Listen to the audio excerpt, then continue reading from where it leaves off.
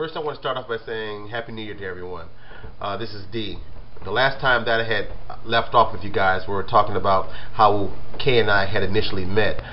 Now I'm going to talk to you about our first year of marriage. And I want to try and be as brief as I can, but also I want to be detailed in the same manner. When we were engaged, we had thought that, marriage was going to be just strawberries and cream, seeing the world through, we basically saw the world through glasses of strawberry lenses, like everything was just beautiful. And don't get me wrong, there's nothing wrong with that, because when you're in love, you tend to do that. But, once you say, I do, then that's when things kind of change just a little bit. And, you always hear the rumors of, or you have friends who say, hey, we live together, or you should live together before you marry that person. And, we necessarily didn't agree with that. We're old-fashioned. We are Christians, and that's just our belief. So we were like, hey, you know what? We'll rough it out. We'll deal with it.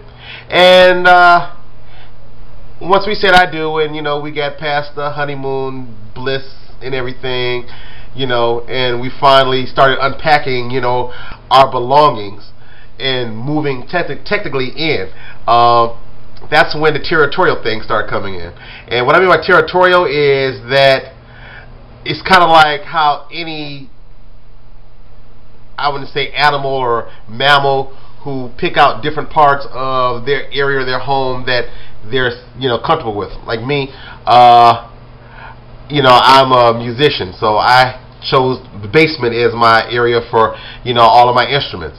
She's really into beauty. She's really into her makeup, clothes. So she that was the first thing, the closet situation. Speaking of clothes, we had closet space, and when we first moved in, I'm a guy, so I don't necessarily have a whole bunch of clothes that need to go into the closet. I may have a coat, jerseys, a few gym shoes, but nothing really. She came in with this big Mayflower moving truck of clothes. I mean, I'm kind of exaggerating, but that's what it seemed like to me. And I had one closet. She had, I'm trying to think, maybe we had about 4 or 5 closets in our home. She took up those closets and mine. Okay. We had a little disagreement about that. I was kind of like, babe, I'm like, where am I supposed to put my stuff at? And she's like, you can put your stuff in the basement. And I'm like, wow. So, for the first couple of years until, we got more added room onto our home, my clothes was in the basement. And it took a little bit getting used to. That was her territorial thing. That was her clothes thing. My territorial thing was that being a guy, I can be messy. I'm one of those guys that leaves socks around, shoes around, CDs or any other whatnot, guy things around. And when I come back to look for my stuff, because when I was single, I always knew where my stuff was. When I come back to look for it, I'd be like, "Kay, where's my such and such at? Oh, I put that up. Where?" She's real organized as far as socks, other apparel and shoes. That was another thing that was a pet peeve of hers, is me leaving shoes out. And so for the first couple of months we were at odds. Another thing too is a big no-no, and I had to work through that, is saying my mom does it like this, or you don't do this like my mom.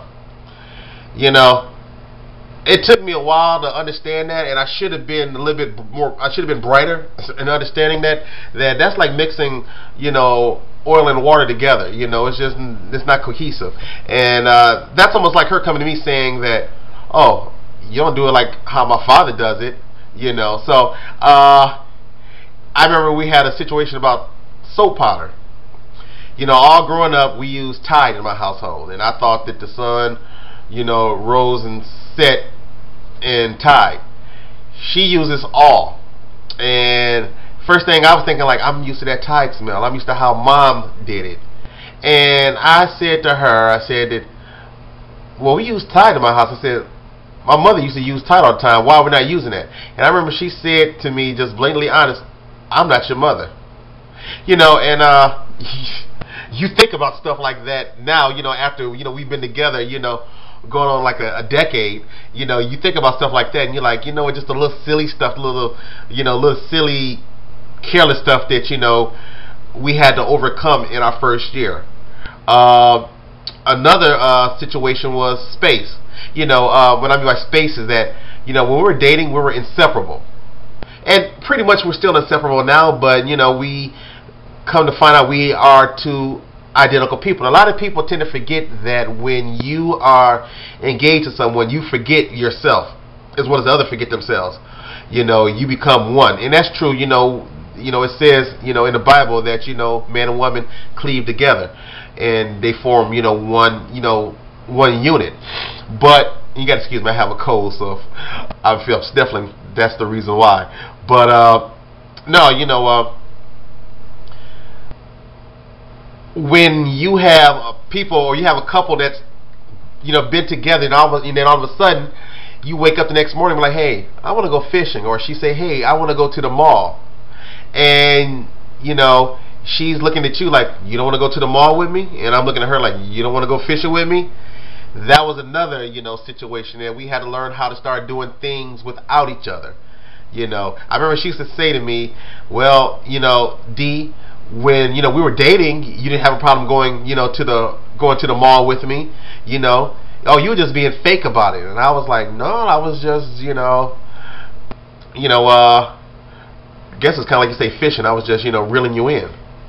But if she heard me say that, I know she, you know, I'd probably be in trouble when she heard me say that afterwards. But anyway, you know, it's kind of funny. I would say about the first year of marriage, you need to have patience and understanding, and have a commitment. And I mean not being committed to that person, but being committed to understand that person is not gonna understand that person's differences, you know, other than, you know, yours, you know, their interests other than yours, you know, because I know that, you know, the first year, you know, with me, I know there was probably a trip without luggage, you know, as far as, you know, my rituals, I call it, you know, not even habits, I call them rituals, you know, I would say that she was very, very patient. And, you know, it's kind of funny, you know, and she said, David, I know it's things that, you know, that it was, that you didn't necessarily like. I was like, yeah, you know, like, you know,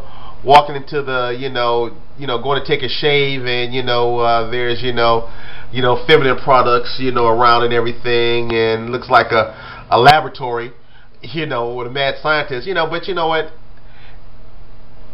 Once you get past that, you know, the territorial thing, you know, then it kind of evens itself out. You know that you and her, or her and he, aren't going to be exactly alike, or be on the same page on a lot of matters. The best thing you can do, as I say, is be accepting of their differences, because you can never ever make a person like you. I mean, if you did, then the world would be boring, right? It'd be just a world full of clones. So you know, once we overcame that, you know, everything was fine. But I say it took us about a good 6 to 8 months to realize that. Now, the mom thing, that ended like the first month, probably ended the first day. You know, when I said that, because when she said that I'm not your mom, that kind of set me back, you know, and I had to stop and think like, yeah, that's wrong choice of words. But you know, like I said, marriage excuse me, marriage takes a lot of patience and a lot of work. But I'm starting to cough now, so you got to excuse me. But I will have more to tell you about year two, you know, in my next time I talk to you. This is D saying goodbye. Peace and love to everyone. Bye.